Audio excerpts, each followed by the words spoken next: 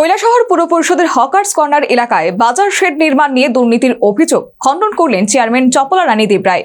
অভিযোগ খণ্ডন করে তিনি নিজেই স্বীকার করলেন সমস্ত কাউন্সিলরদের মতামত নিয়ে সিদ্ধান্ত নেওয়া হয়েছে, তবে মিটিং মাইনট গ্রহণ করা হয়নি।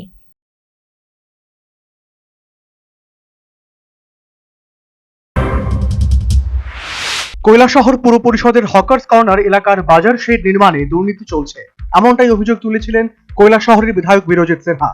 শুক্রবার এক সাংবাদিক সম্মেলনে এই অভিযোগ পুরোপুরি খণ্ডন করলেন পুর পরিষদ চেয়ারম্যান চপলা রানী দেবরায়।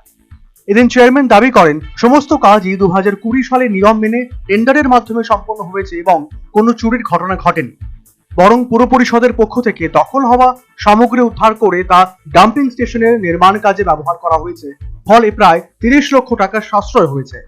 চেয়ারম্যান আরো জানান, পুর পরিষদের প্রতিটি কাজই কাউন্সিলরদের মতামত নিয়ে এবং লিখিত সিদ্ধান্তের ভিত্তিতে করা হয়, তবে এই মিটিং মাইনিউট গ্রহণ করা হয়নি বলে নিজেই স্বীকার করছেন চেয়ারম্যান চপলা রানী দেবরায়। যে এনজিটি এর যে কাজে আমরা সেটা যা করতে হয় ইমিডিয়েট করতে গিয়ে আমরা সিদ্ধান্ত মতে হয়েছে সেই যে আমরা সেক্টর হয়তো আমরা ভাঙ্গা আমাদের ভার্বেলি সিদ্ধান্ত আমাদের সব কাউন্সিলরকে জিজ্ঞেস করে দেখেন, সবাই জানে, কিন্তু এটা আমরা যে মাইনাসও হয়তো এই পয়েন্টটা উঠে নাই, কিন্তু আমরা সবাই পরামর্শ নিয়ে কাজ করেছি। তবে বিধায়ক বীরজিৎ সিনহার এক মন্তব্যকে তুলে ধরে তিনি মহিলাদের অসম্মান করেছেন বলে অভিযোগ তুলেছেন। একজন নির্বাচিত জনপ্রতিনিধি হয়েও মহিলাদের নিয়ে বিধায়ক মন্তব্যকে অপমানজনক বলে আপত্তি তুলে চেয়ারম্যান বলেন, এই মন্তব্য সমাজের সকল নারীর প্রতি অসম্মানজনক।